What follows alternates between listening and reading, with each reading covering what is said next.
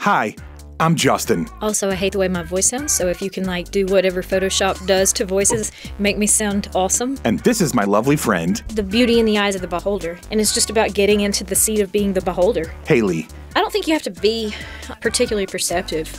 I just think you have to look up. This podcast is mostly just her telling me stories. If you expose yourself to the possibility that this might be really awkward, there can be something just really cool on the other side of it. She thinks that her life and way of looking at things are Oh, I was kind of waiting on you. I thought you were getting your stuff ready. You're waiting on me? pretty normal. You got to edit out all the misinformation about the Amish. Maybe you can relate. I would like a chance to re-sing the Amish Paradise. If you want lighthearted stories All right, you want to talk about goats? and stream of consciousness, I just woke up and needed some friends, and so I bought them. then you're gonna like the Sunny Side Up podcast. Sunny side up, sunny side up, sunny side up, sunny side up.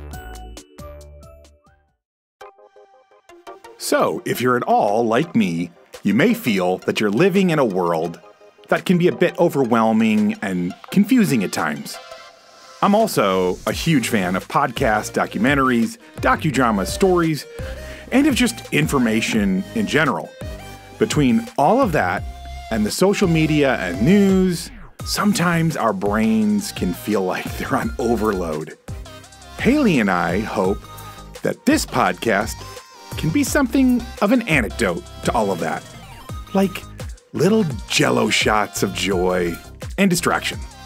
None of it is too serious or really too informative. Mostly it's just two friends who have conversational chemistry talking about whatever enters the minds of relatively ADHD people. We hope you enjoy. But oh my gosh, making friends as an adult is such a different thing. It is. Yes, you have to be so intentional with it. And I don't know if there is a how-to guide.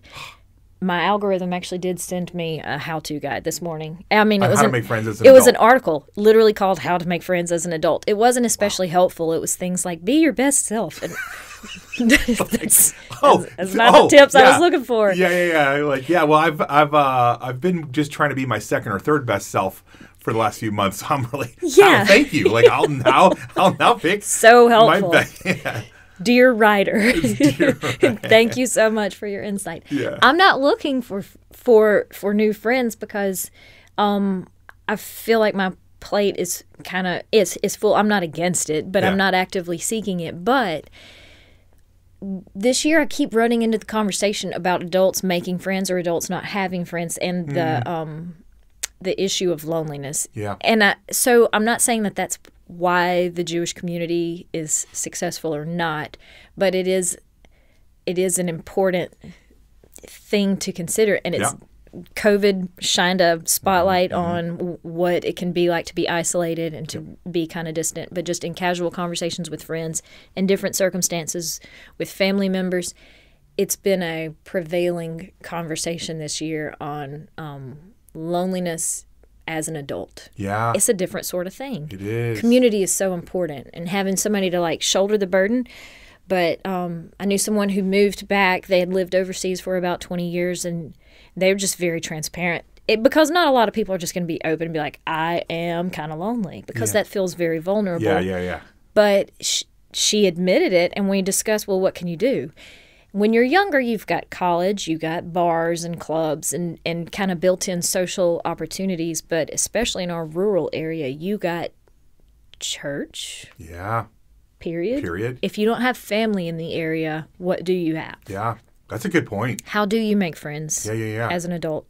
Yeah. No, that's a question. Oh, I just was yeah. You didn't read the article. Yeah, I didn't read the article. I'm here to get to source ideas. I mean, and I will say this, I was raised we were very fiery, passionate Christians who were the point of coming to church was to become the best version of yourself and bring Jesus back in a very short amount of time because, the world was definitely going to end and all that stuff. So Right. And so people that went to church for social reasons, I spit on you. That was how we thought of them. I couldn't have had less more contempt. I was just so contemptuous of them. So that was sort of the mindset growing up. And then as you begin to evolve, and I started to think in my later life of like you said, how do you make friends as adults? part of the trick is you do want to find people that have some sort of like worldview that remotely meshes with yours. Not that you want to also, I'm all about having people in your life that don't mesh exactly. And that's great and expanding. But you need to have like some people in your life where it's like you have some common ground. And that's where I think the brilliance of church possibly is if you do have a local church that you can find that it is good for you, maybe take some of the pressure off the spiritual growth side. Find some good podcasts. Find Stephen Furtick with his $2,500 sneakers, potentially Marty with his 3-foot long beard. You can find good folk out there to help you grow spiritually in whatever way you want, and just let local church be, among other things, about meeting people. Because honest to God, it's a great way to meet and grow your social circle. Yeah, again, after going through these studies and kind of looking at the Bible closer, I think it is about community more than anything else. God is not really telling the Hebrew people to evangelize and go out and save souls. He's telling them to look out for each other, to bring in the weakest ones, and maybe that is probably the success of them as a people group, is that they look out for the weakest members of their society. And I don't want to step on the toes of certain American political views, but there's probably a built-in lesson there on look how successful a group is when they are focused on protecting their weakest members. But the person that I knew, she had come from overseas and settled here. Her children are grown, so there's no like PTO to get involved in. There's no, because the parents of your kids' friends are your natural. Yeah, that's you're obligated to. It's like family. You don't get to choose them. That's just who you have. Yep. Or if your kid is in a sport or something. But once you're past that, that's a good point. If you're outside of that era, then you have church, and they had gone to these mega churches for a really long time, or these contemporary churches where the lights are dim and you kind of go in and sit in the back row and you don't file out quietly with your head down and don't look at anybody. Yeah, so she found a denomination with a smaller congregation, old school methods of worship and things where she was more physically plugged in. Okay. Yeah. And like kneeling to pray is it's a thing that's kind of missing from our contemporary churches, like it or not. Yeah. But she said I was so much more like physically involved in the service that it felt more sincere, but the congregation was also smaller. I had to get to know people, which is what she was looking for. Yeah. So in that regard, church was not about evangelism or spiritual growth, but entirely about the fellowship. And I'm not sure that that's a bad thing. Right. No, exactly. And I mean, this is my wrestle, I think, as we're speaking, but I feel like I've tipped pretty much, I've tipped hard into, if you can find people that will, like, you can do life with, even if you don't love everything about the preacher's style or believe in everything theologically that they believe in or whatever else that I used to place heavy emphasis on. The worship is the most amazing, astounding, I get swept away. But if you can find just people to do life with that are good folk, to me, that's worth the price of admission.